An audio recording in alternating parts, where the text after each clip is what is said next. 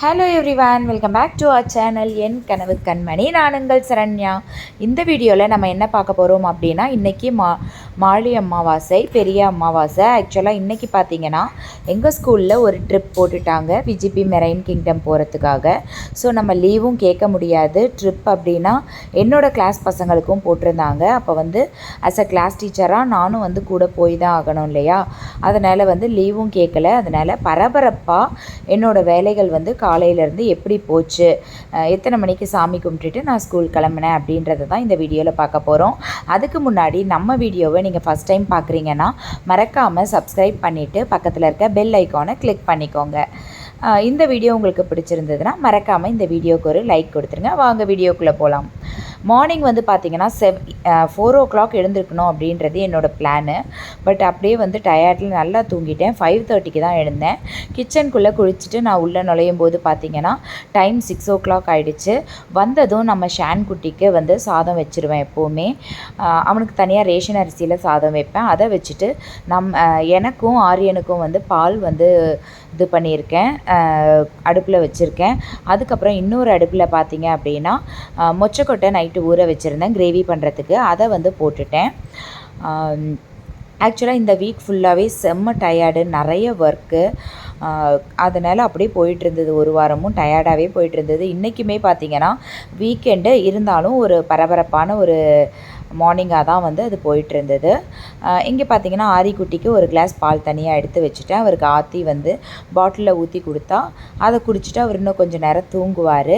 அதுக்கப்புறம் பார்த்திங்கன்னா ரைஸ் வந்து கழுவிட்டு ஊற வச்சிடலாம். ஊற வச்சு வடித்தோன்னா ரொம்பவே வந்து சாதம் நல்லா இருக்குது, அதுக்காக ஊற வச்சுட்டேன். அதுக்கு அடுத்து அப்படியே ஒரு ஒர்க்காக பண்ண ஆரம்பிச்சிட்டேன். நெக்ஸ்ட் அதே மாதிரி பருப்பு வந்து வாஷ் பண்ணி தண்ணி ஊற்றி வச்சுட்டேன். ஏன்னா குக்கரில் பார்த்திங்கன்னா 2 குக்கர்லேயுமே வேலை போயிட்டுருக்கு.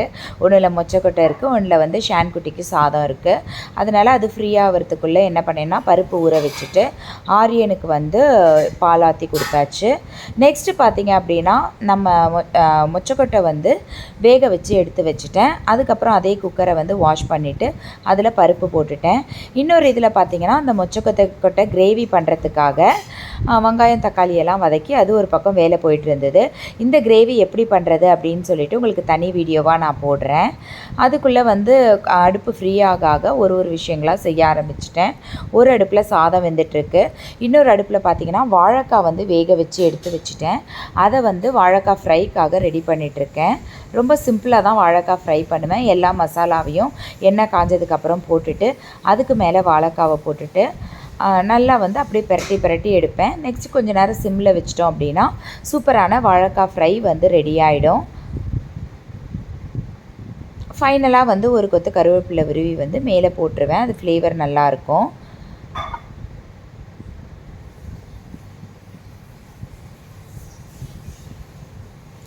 இன்னொரு அடுப்பில் பார்த்திங்க அப்படின்னா சாம்பாருக்கு வந்து பருப்பு வெந்துடுச்சு.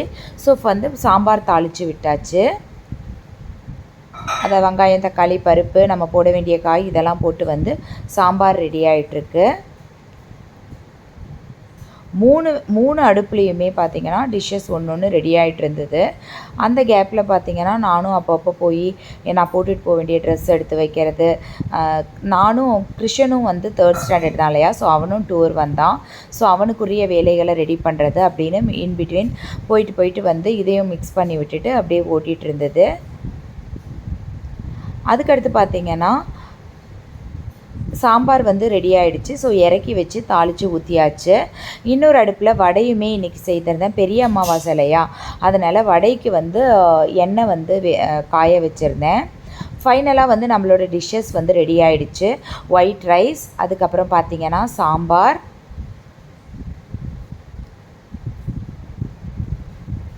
அதுக்கு அடுத்தது வாழைக்காய் வந்து ஃப்ரை பண்ணியிருந்தோம். அதுக்கப்புறம் மொச்சக்கொட்டை வந்து கிரேவி பண்ணியிருந்தோம். ஆனியன் தக்காளி இதெல்லாம் போட்டு மொச்சக்கொட்டை கிரேவி வந்து பண்ணியிருந்தோம். அதுக்கப்புறம் பார்த்திங்க அப்படின்னா வடை வந்து சுட்டு எடுத்தாச்சு. சுட்டு எடுத்ததுக்கப்புறம் ஃபைனலாக வந்து எல்லாத்தையும் கொண்டு போய் படங்கள் கிட்ட வச்சு சாமியும் கும்பிட்டாச்சு படையல் போட்டு. இந்த வீடியோ உங்களுக்கு பிடிச்சிருக்கோம் அப்படின்னு நினைக்கிறேன். மறக்காமல் இந்த வீடியோவுக்கு ஒரு லைக் போட்டுருங்க. இந்த வீடியோ உங்களுக்கு பிடிச்சிருந்தது அப்படின்னா உங்கள் ஃப்ரெண்ட்ஸ் அண்ட் ரிலேட்டிவ்ஸ்க்கு இந்த வீடியோவை வந்து ஷேர் பண்ணிவிடுங்க. தேங்க்யூ ஃபார் வாட்சிங். நெக்ஸ்ட்டு வந்து இன்னொரு சூப்பரான இன்ட்ரெஸ்டிங்கான வீடியோவோட நெக்ஸ்ட்டு பார்ப்போம். உங்களில் யார் யாருக்கெல்லாம் இந்த மாதிரி இன்றைக்கி அமாவாசை பொழுது வந்து பரபரப்பாக போச்சுன்றதை எனக்கு கமெண்ட் பண்ணுங்கள். பாய் பாய்.